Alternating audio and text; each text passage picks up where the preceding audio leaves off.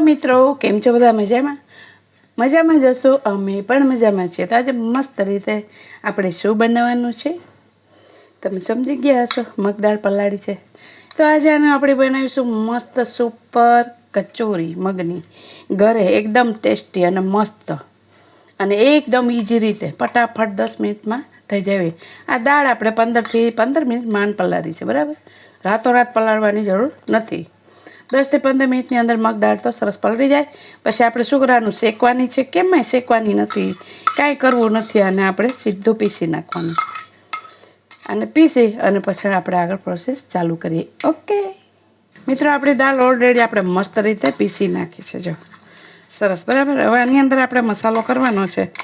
બહાર કરતાં એટલી મસ્ત નેચરલ આપણી ઘરે અને આપણે બહારથી લઈ આવીને ખાતા હોઈએ. તો આને શું પૂરી વણીને આમાં પૂરણ ભરવાનું છે? નો. તો મસાલામાં આપણે છે ને 3 મરચાં લીધા છે લીલા. ન ખાતા હોય તો ખાલી મરિયાઈ ચાલશે.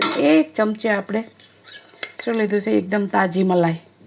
તો એની માટે એકદમ આપણો મસાલો સોફ્ટ બને, સુપર બને એમ. એટલા માટે કોઈ ખારો બારો નાખતા હોય તો એ નહીં નાખવાનું. એ આપણે બોડીમાં સાઈડ ઇફેક્ટ કરે છે.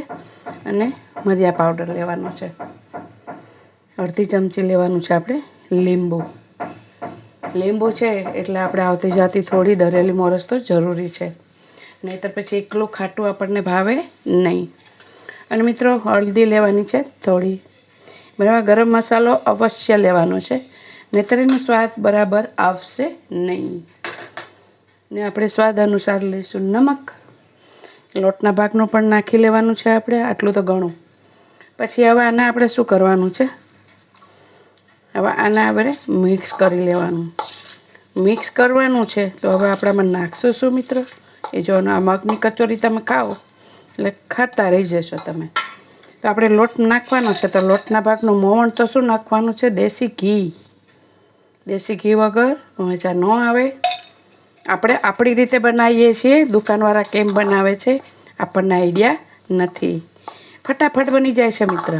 તરત જ પલાળી નાખો દાળને 15 મિનિટની અંદર રેડી. હવે આની અંદર આપણે ઘઉંનો લોટ ઉમેરતું જવાનું છે. 1 કપ આપણે લીધી છે દાળ, બરાબર. ચાનો કપ આવે એ. અને મસ્ત રીતે મિક્સ કરતું જવાનું છે. આવી રીતે આ રીતે મિક્સ કરવાની. લોટના ભાગનો પણ આપણે બધો મસાલો અંદર લઈ લીધો છે. તો આપણે કોઈ પૂરણ ભરવાનું થતું નથી. અને આ પૂરણ ભરે અને કરતા વણે પછી ભરે નો, કાંઈ ઝંઝટ વગર. હાથ પણ નહીં બગડતા મિત્રો. અને કચોરી ખાઈ લેવાની છે આપણે. અને મસ્ત રીતે જેમ જોઈએ ને એ રીતે તમારે લોટ ઉમેરવાનો, એટલે તમને બિલકુલ તકલીફ ના પડે, બરાબર.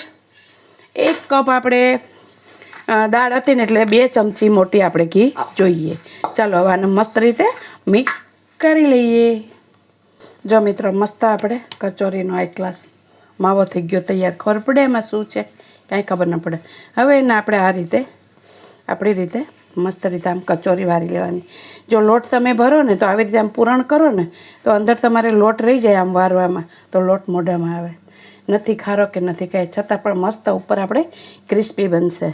અને બાળકોની સ્કૂલમાં નાસ્તામાં મૂકો, મહેમાન આવ્યા હોય તો ફટાફટ જ આ બની જાય. આ કચોરીના તમે એકદમ હેવી નાસ્તો, સરસ નેચરલ. તો આ રીતે મિત્રો આપણે કચોરી આપણે સાઇઝ પ્રમાણે વારી લેવાની છે, કેવડી જોઈએ એ પ્રમાણે. ઓકે, ચાલો બધી વારી લઈએ.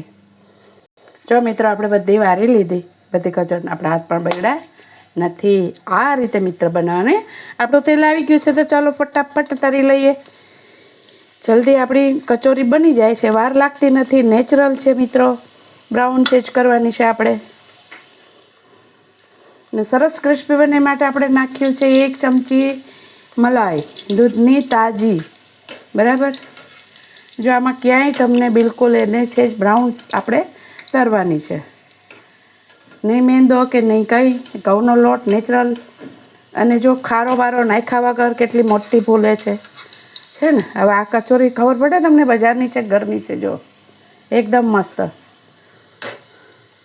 તો આ રીતે આપણે છે ને મિત્રો બધી કચોરી બ્રાઉન કલરની મગની તળી લઈએ. ઓકે મિત્રો, ઓલરેડી આપણી કચોરી થઈ ગઈ છે તૈયાર. તમે પૂરી કરીને એમાં તમે માવો ભરો, પછી ઉપર કાચો લોટ રહી જાય, ટપકો રહી જાય, તો એ લોટ મોઢામાં આવે, એટલે એ રીતે ના મજા આવે. તો આ રીતે તમે કરો. જો ને આપણે નાખવાનું છે અંદર મલાઈ, નાખતા ભૂલતા નહીં મિત્રો. જો મસ્ત રીતે છે ને માવો, સુપર દેખાય ને. આ રીતે મિત્રો બનાવવાની કચોરી ઘરે નેચરલ. અત્યારે આ તમે ચોમાસામાં થોડો વરસાદ પડે ને ખાવ ને એવી મજા આવે. તો મિત્રો જરૂર બનાવજો એકવાર, અને ગમે તો લાઈક શેર સબસ્ક્રાઈબ મિત્રો જરૂર કરજો. તો સર્વ મિત્રને મારા જય શ્રી કૃષ્ણ.